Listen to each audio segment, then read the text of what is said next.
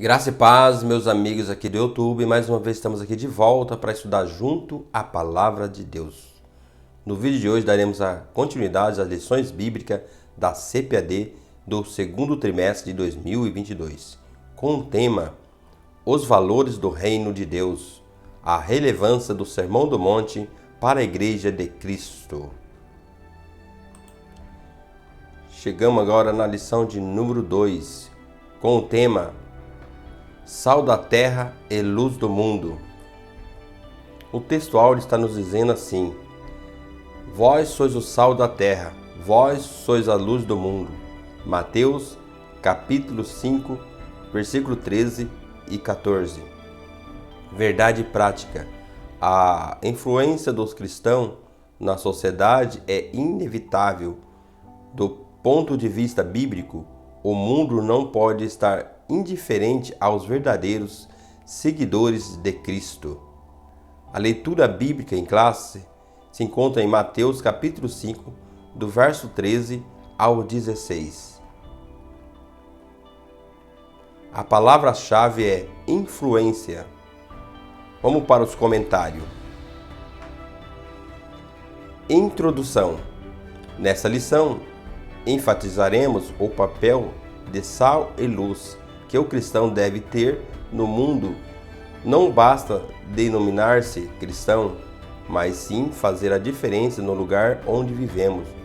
Por isso, tomaremos duas metáforas pelas quais Jesus ensinou a respeito da relevância de seus discípulos no mundo: o sal e a luz, como esta ilumina a luz das trevas, e aquela tempera e conserva o alimento. Somos chamados a influenciar o mundo atual. Primeiro tópico: o sal tempera e conserva. Primeiro ponto: definição. Na Bíblia, a palavra sal aparece com substância branca usada como tempero, remédio e conservante. No grego bíblico, há pelo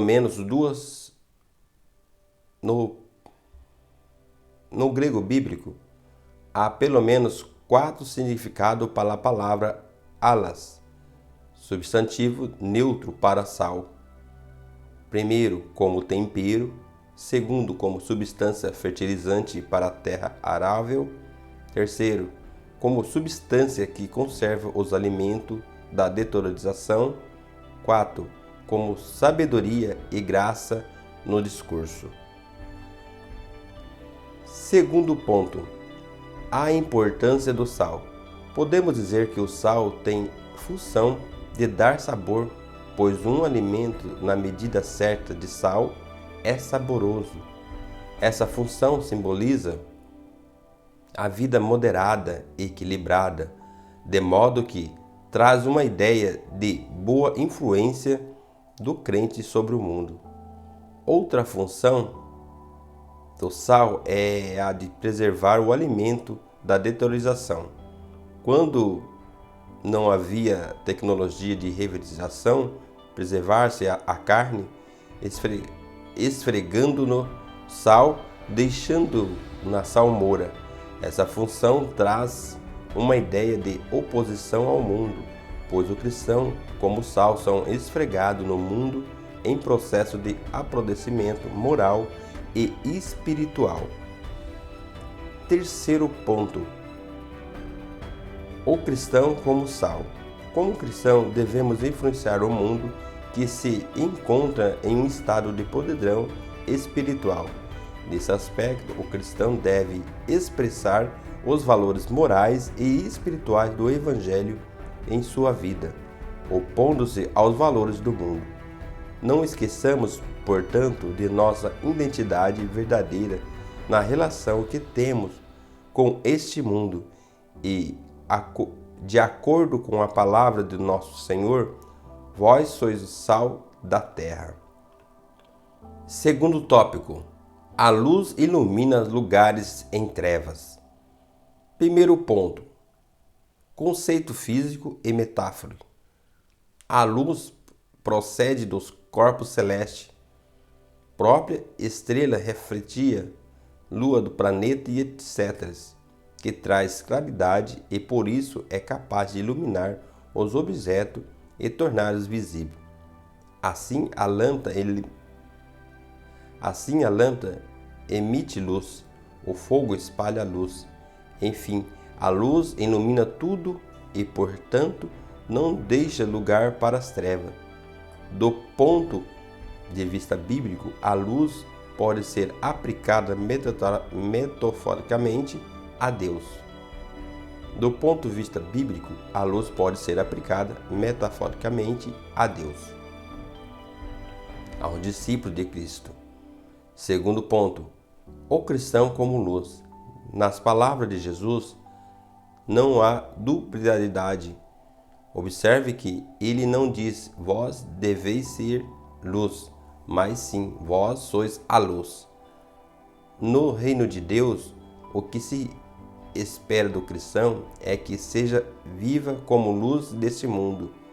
Ao referir-se ao crente como luz, Jesus faz menção às boas obras produzidas por cada um de nós.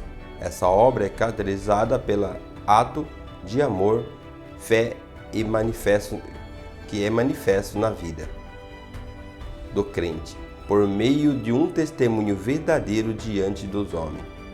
Logo, a vontade de Deus é que as novas boas obras resplandecem como luz, seja vista por todos os homens, e estes glorifiquem a Deus. Terceiro ponto, a luz em lugares de treva. Quando disse que não pode esconder uma cidade edificada sobre o monte, Jesus referia-se à impossibilidade de esconder o brilho da luz.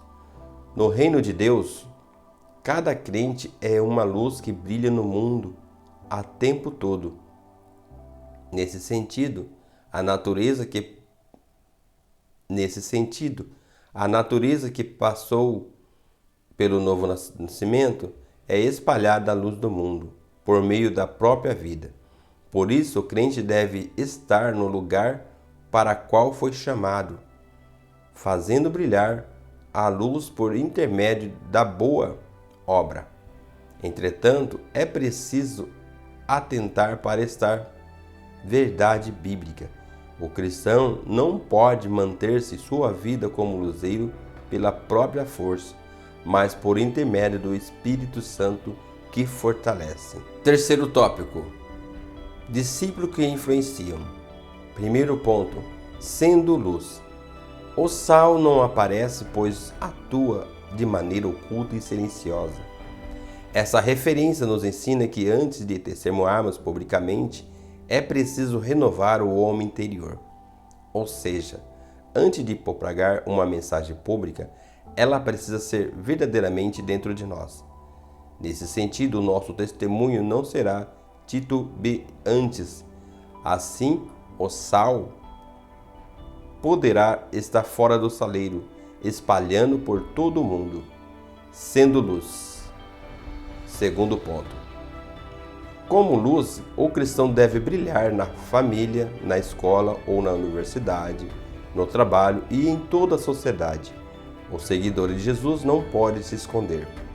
Eles são chamados a andar na luz, como na luz Deus está.